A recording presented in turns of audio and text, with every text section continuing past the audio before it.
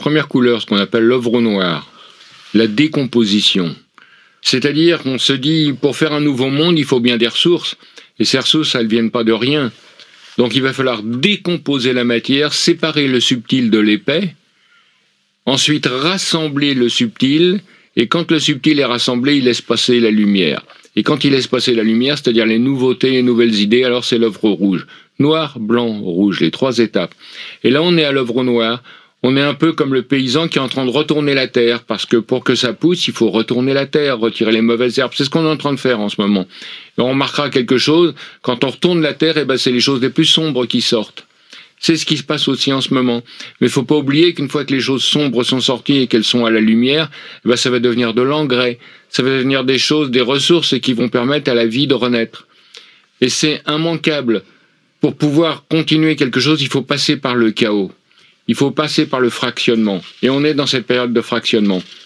D'ailleurs, le fractionnement, c'est le diabole. C'est ce qui sépare. Alors, ce qui rassemble, c'est le symbole. Et je pense qu'on passe d'un monde diabolique à un monde symbolique.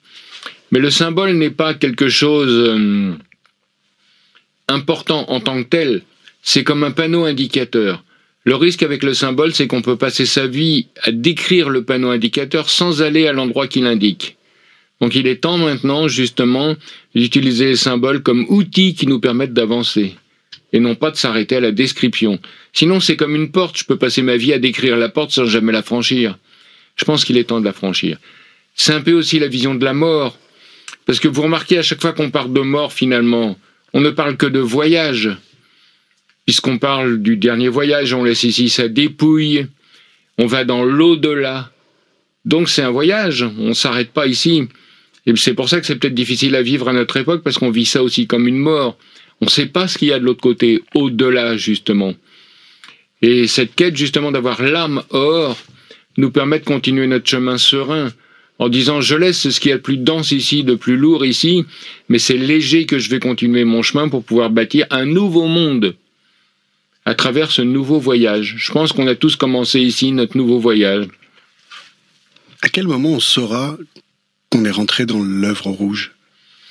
Ça se voit, si je puis dire. C'est-à-dire que c'est le bonheur. Le bonheur, c'est-à-dire c'est le bon moment. C'est la présence, la bonne heure. Il y a une différence entre le plaisir et le bonheur. Le plaisir est individuel, le bonheur est collectif. Je peux manger tout seul et me faire plaisir, même si autour de moi il y a des gens malheureux et je m'en fous. Par contre, si je mange avec des amis, ça va être différent. Pourquoi? Parce que tout le monde sera dans cet état-là, donc ça sera le bonheur.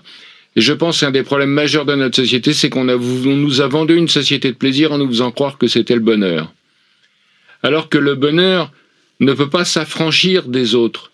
On ne peut être heureux que si tout le monde est heureux, alors qu'on peut se faire plaisir tout seul. Donc la quête, c'est de passer d'un monde individuel à un monde collectif. Mais un monde collectif ne veut pas dire que c'est un kolkhoz. Ça ne veut pas dire tout le monde pareil. Ça veut dire que tout le monde a accès à toutes les ressources, ce qui est complètement différent. Donc je pense vraiment qu'on a le choix maintenant, l'humanité, de se lever pour faire un voyage. Et pourquoi on a du mal à changer? Parce que on n'a pas de terre promise. Et quand on n'a pas de terre promise, c'est difficile de se mettre en marche. On veut bien traverser le désert à condition que de l'autre côté, il y ait des oasis avec du lait et du miel. Mais comme aujourd'hui, on n'en a pas la moindre idée, on s'accroche à ce monde. C'est le Titanic qui coule avec l'orchestre qui continue à jouer, quoi. On y est à ça. Mais je pense qu'il va falloir se mettre en marche. Et se mettre en marche, c'est évidemment abandonner encore les choses et se mettre en déséquilibre. Donc c'est pas facile, c'est pas du tout évident cette époque. Mais c'est tellement plein d'espoir. Contrairement à ce qu'on voit, je pense qu'il faut pas s'arrêter à l'œuvre noire, c'est-à-dire à la décomposition qu'il y a autour de nous. On va pas s'accrocher à ça. Il est temps de secouer ses pieds de la glaise et puis de continuer son chemin. Et l'œuvre blanc, alors, ce serait quoi dans la recomposition? Alors l'œuvre blanc, c'est on a séparé le subtil de l'épais. C'est-à-dire le principe, c'est que la lumière passe sans résistance dans le corps, que l'information passe, quoi. C'est-à-dire qu'il n'y a plus de résistance dans le monde, tout va bien. On le voit bien aujourd'hui que ce monde est plein de résistance, tout est difficile. On s'aperçoit que pour faire les mêmes choses, ça nous coûte énormément d'énergie. On aimerait bien que tout aille tout seul, et c'est rarement le cas. Il y a plein d'oppositions partout, dans tous les sens. Donc plus la matière est chaotique, plus il y a d'opposition. On le voit bien, par exemple. Vous prenez un cristal qui est complètement... Les cristaux sont dans tous les sens, vous tapez dessus, ça fait ploc. Par contre, les cristaux sont tous dans le même sens, vous tapez dessus, ça fait ding.